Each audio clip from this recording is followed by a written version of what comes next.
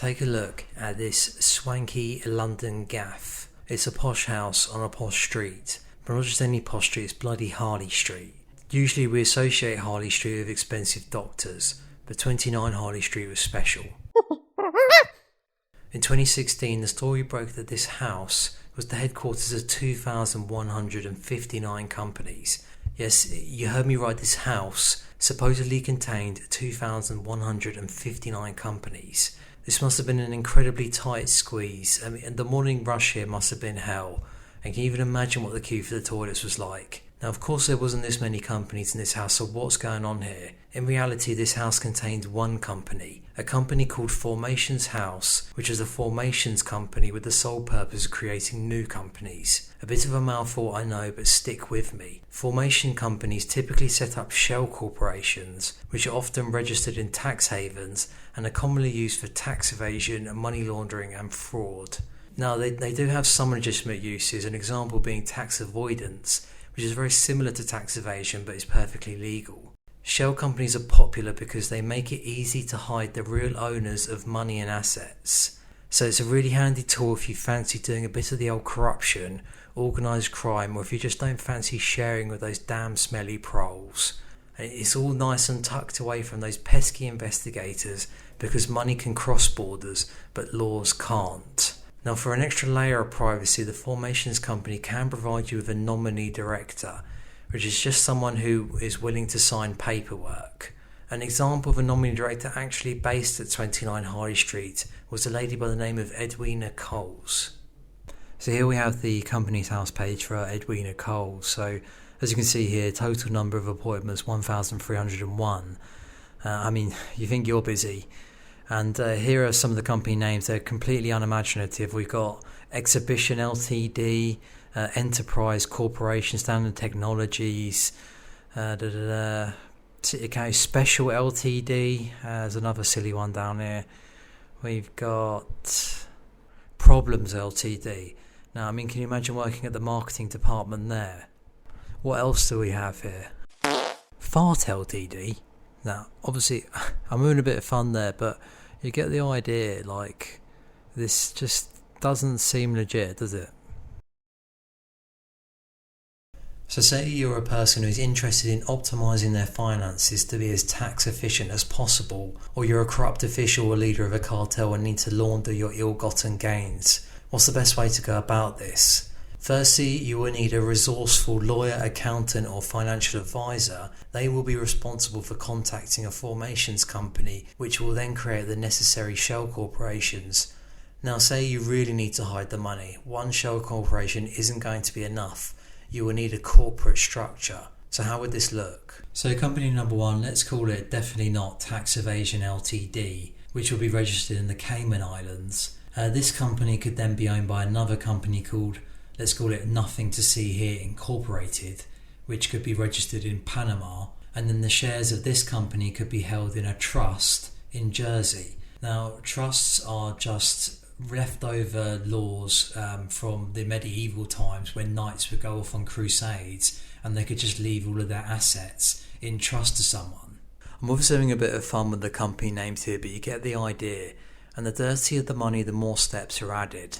This whole system is built upon and maintained with secrecy and complexity. This is the infrastructure of corruption. We live in a world where an estimated $21 to $32 trillion is sitting in tax havens. Personally, I think this is a conservative estimate considering the secretive nature of these places, but let's take this for the time being, as even this number represents a hideous misallocation of resources, a ridiculous sum of money that could be used for the benefit of humanity.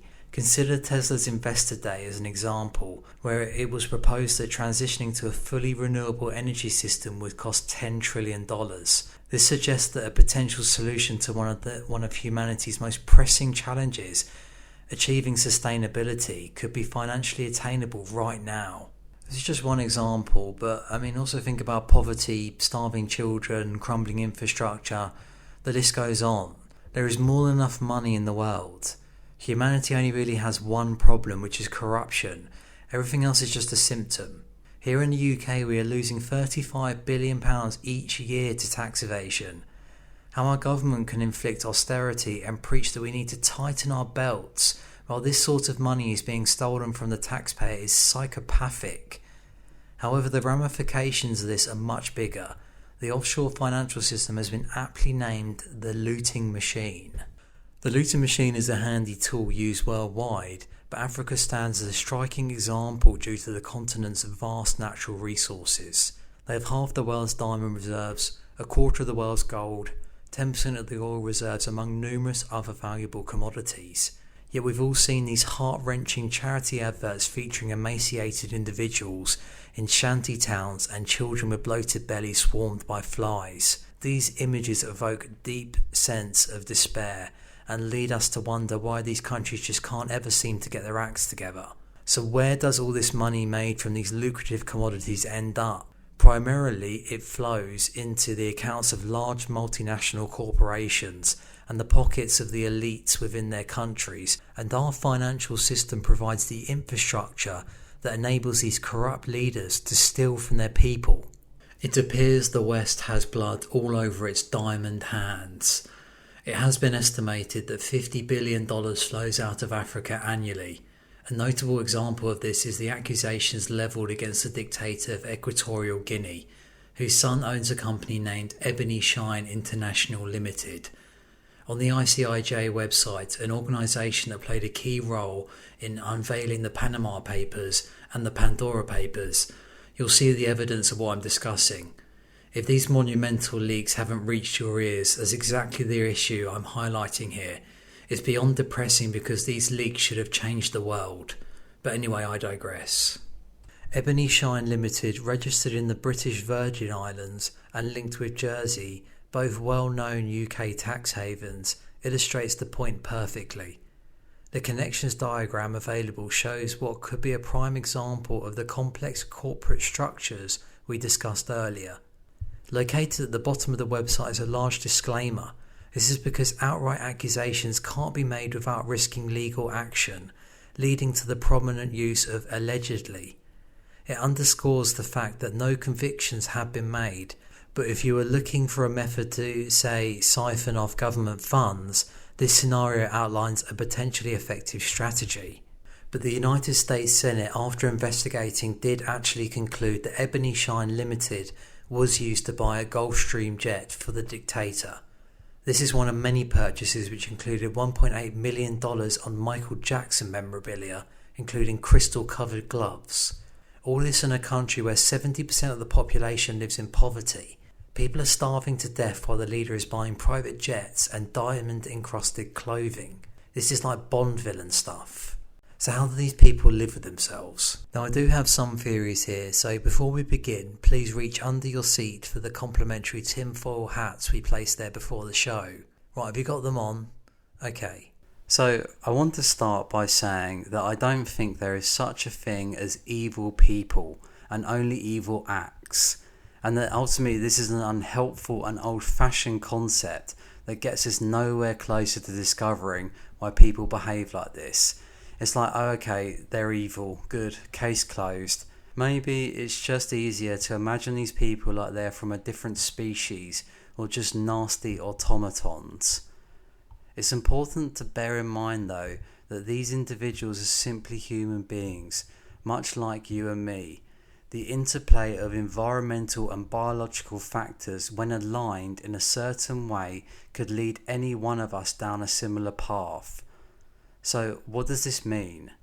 Well, we have decades worth of evidence for the effects of childhood trauma, which can be the primary cause of mental illness, addiction and medical diseases. But I would also argue that trauma is behind a lot of our behaviour as well. Neuroscience has shown that traumatic experiences can affect areas of the brain associated with stress responsivity, which basically means that we get stressed easier, relying on addictive behaviours like eating too many biscuits or a never-ending pursuit of wealth and power.